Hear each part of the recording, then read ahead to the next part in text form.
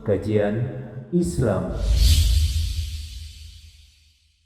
Dan wa abdalul siyami ba'da Ramadan syahrullahil muharram, dan puasa yang paling afdal setelah bulan Ramadan adalah puasa di bulan Allah, yaitu bulan Al-Muharram.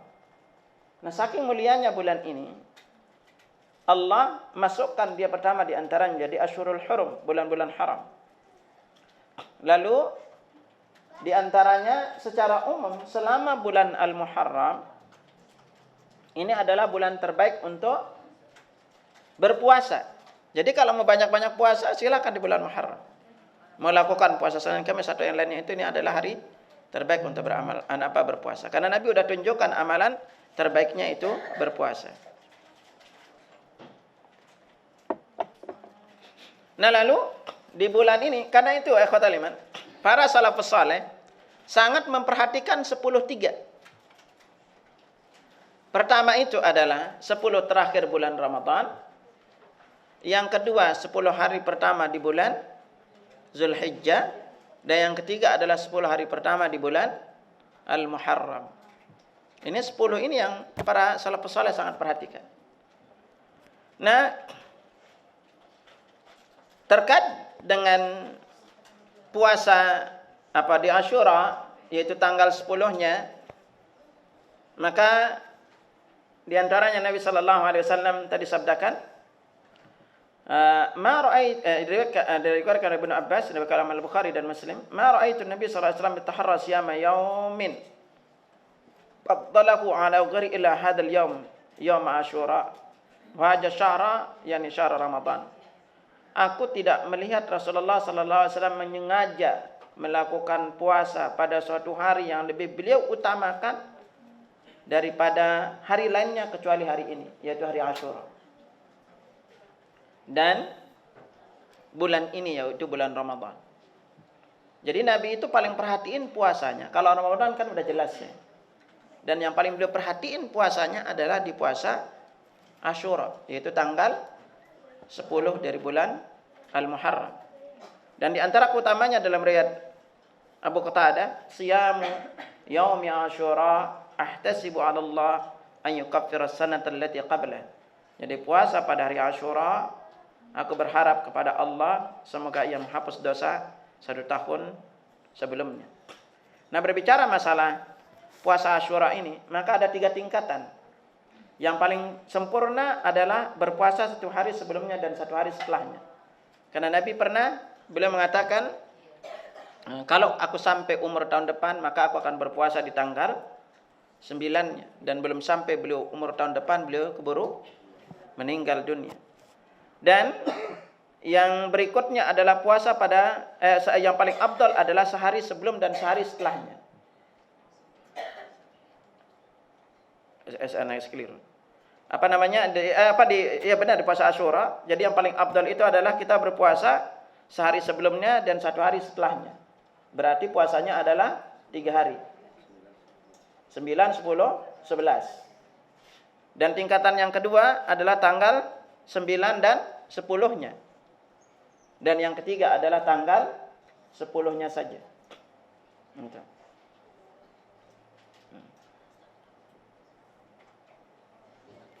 Dan di tanggal 10 Asyura tidak ada riwayat itu lebaran anak yatim.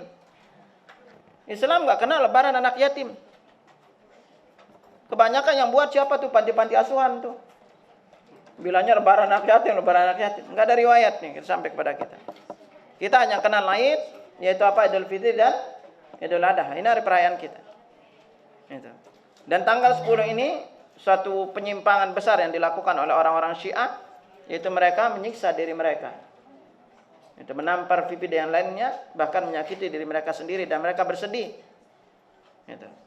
Hari ini, dan ini adalah penyimpangan yang tidak pernah diajarkan di dalam Islam. Nah, ini terkait dengan Muharram dan puasa yang ada di bulan Al-Muharram. Kita masih singgungkan terkait dengan bulan. Selanjutnya juga bulan yang memiliki keutamaan, di antaranya adalah bulan Sya'ban. Ini jadi enggak runut kupasannya ya gitu. Bulan Sya'ban. Bulan Sya'ban yang akan menemui kita sekitar sebulanan lagi. Yang di antara keistimewaan bulan Sya'ban ini adalah bulan di mana beliau sallallahu alaihi wasallam paling banyak berpuasa di bulan Sya'ban. Sebagaimana yang diriwayatkan dari Aisyah radhiyallahu anha, yang diriwayatkan oleh Al-Bukhari dan Muslim, kana Rasulullah sallallahu alaihi wasallam yasumu hatta naqula la yuftir. Nabi sallallahu alaihi wasallam melakukan puasa sehingga kami mengatakan beliau tidak pernah tidak berpuasa.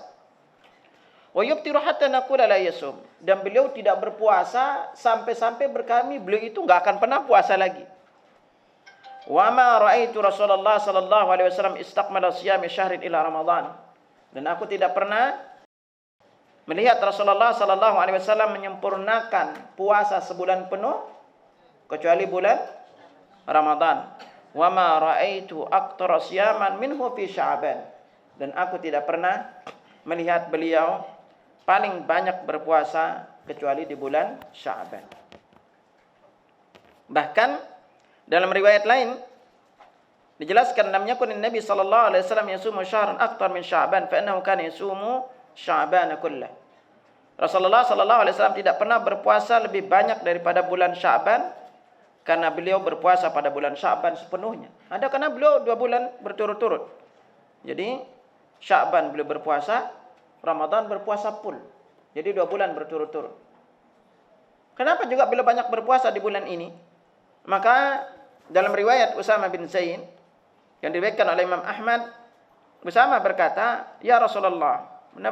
Usama pernah bertanya kepada Nabi SAW, "Ya Rasulullah, walam araka tasumu min syahrin min asy-syuhur ma tasumu min Sya'ban."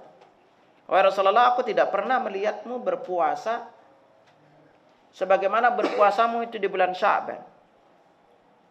Qal, lalu beliau bersabda, "Dzaka syahrun yughfalun nasu anhu baina Rajab wa Ramadan." Sya'ban adalah bulan yang banyak dilalaikan oleh kaum muslimin yang terletak di antara Rajab dan Ramadan. Wa huwa syahrun turfa'u fihi al-a'malu ila rabbil alamin. Bulan Sya'ban adalah bulan diangkat seluruh amal kepada Rabb semesta alam. Wa uhibbu an yurfa'a amali wa ana sha'im. Dan aku senang amal salehku itu diangkat sementara aku dalam keadaan berpuasa. Jadi di bulan Sya'ban itu adalah laporan tahunan amal kita. Terjadinya di bulan Sya'ban. Nanti laporan mingguannya itu di Senin dan Kamis. Dan diangkatnya amal kita juga di pagi dan petang. Tapi untuk tahunannya itu terjadi di Sya'ban. Itu laporan tahunan. Nah, berarti di sini yang kita dianjurkan untuk banyak kita lakukan di bulan Sya'ban adalah boleh berpuasa. Terutama kepada ibu-ibu yang punya hutang atau yang punya hutang puasa. Tetapi bagi kita yang terbiasa atau tidak terbiasa puasa Daud, maka dianjurkan dalam hadis lain Nabi sallallahu alaihi wasallam bersabda, "Idzan tasafa Sya'ban fala tasumun." Apabila udah masuk pertengahan Sya'ban, maka jangan kalian berpuasa. Nah, di sini penjelasannya, kalau kita tidak terbiasa berpuasa, maka kalau udah masuk Sya'ban, kalau pertengahan silahkan, boleh untuk tidak dilanjutkan tidak berpuasa lagi. Kecuali kalau orang itu rajin puasa Senin Kamis atau rajin misalnya dia berpuasa Daud, silahkan dilanjutkan. Tetapi apabila mau dekat sehari atau 2 hari Ramadan, dianjurkan untuk ditinggalkan puasanya. Atau dia tidak berpuasa lagi mendekati Ramadan. Kecuali kalau dia mau puasa full sebagaimana Rasulullah SAW. Itu. Nah, ini terkait dengan bulan Sya'ban. Dan sekali lagi dianjurkan berpuasanya juga. Di antara penjelasan ahlul ilm adalah dianjurkannya kita berpuasa di bulan Sya'ban itu sebagai persiapan kita di bulan Ramadan. Dan dianjurkan kita juga banyak melakukan kebaikan di 2 bulan ini, yaitu Rajab dan Sya'ban. Ini juga untuk mempersiapkan jiwa kita agar kita terbiasa untuk melakukan kebaikan-kebaikan ini. Terutama karena 2 bulan ini adalah bulan terbaik beramal saleh, sering-seringlah baca Al-Quran. Agar kita terbiasa nanti di bulan Ramadan untuk banyak-banyak membaca Al-Quran. Apapun bentuk-bentuk kebaikan di 2 bulan ini Sya'ban dan Rajab dan Sya'ban, latihlah. Sekali lagi ini sebagai persiapan untuk kita memasuki di bulan Ramadan. Kita singgung dulu bulan-bulan. Tadi setelah Ramadan kita masuk di bulan apa? Syawal. Ini sebenarnya runut di bulan ini. Jadi ngacak pasannya ini. Syawal termasuk di antara bulan yang kita diperintahkan untuk beramal saleh, yaitu di antaranya puasa Syawal, 6 hari di bulan Syawal. Sebagaimana diriwayatkan Abu Ayyub Al-Ansari, Nabi sallallahu alaihi wasallam bersabda, "Man sama Ramadhana thumma atba'ahu sittan min Syawal faka'annama kana kasiyamid dahr." Barang siapa yang berpuasa Ramadan kemudian melanjutkannya dengan 6 hari di bulan Syawal, maka ia bagaikan berpuasa selama 1 tahun. Imam An-Nawawi berkata ketika mensyarah hadis ini, di dalamnya berisi dalil yang jelas bagi mazhab Syafi'i, Ahmad, Daud, dan orang yang sependapat dengan mereka bersepakat tentang dianjurkannya berpuasa pada 6 hari tersebut. Sementara Imam Malik dan Abu Hanifah memakruhkan hal itu. Imam Malik berkata dalam Muwatta, aku tidak melihat seorang ulama pun yang berpuasa di 6 hari itu. Mereka mengatakan makruh agar tidak dikira sebagai kewajiban. Dalil Asy-Syafi'i dan orang-orang yang sepakat dengannya adalah hadis yang gamblang ini. Jika ada sunnah yang menetapkannya, maka tidak ada alasan untuk meninggalkannya, karena ada sebagian orang yang meninggalkannya, mayoritas dari mereka atau bahkan semuanya. Nah, puasa Syawal ini boleh dilakukan runut. Kalau ibu merasa sulit, misalnya hari pertama, kedua sampai seminggu awal, karena sering diundang makan sono sini gitu.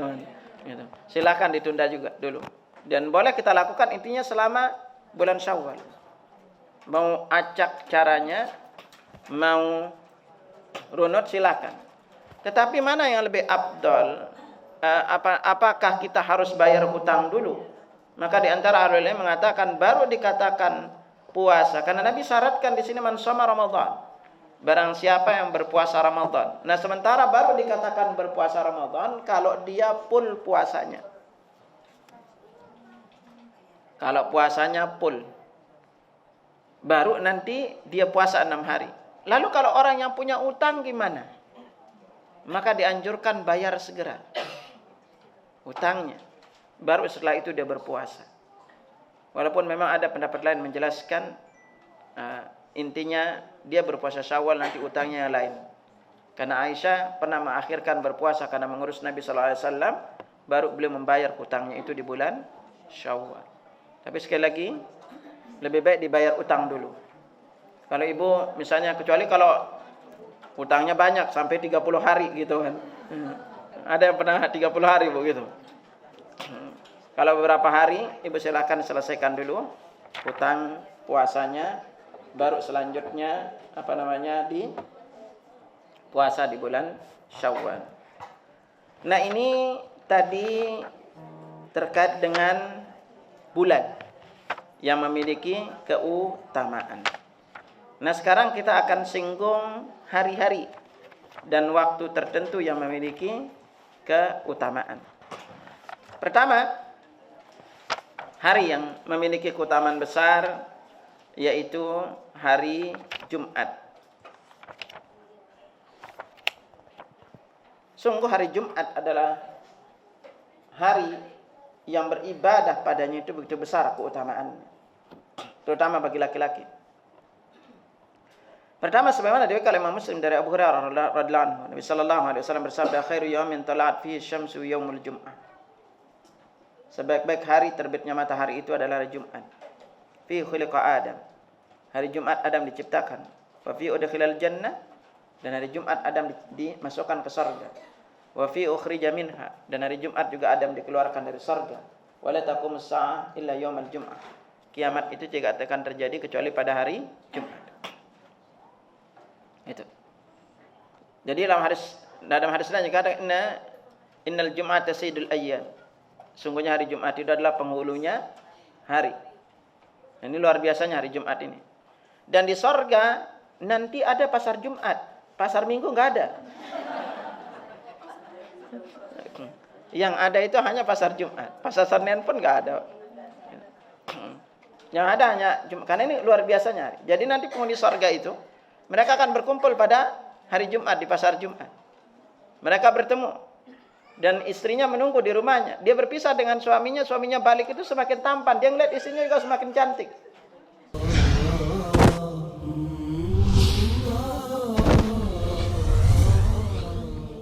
Kajian Islam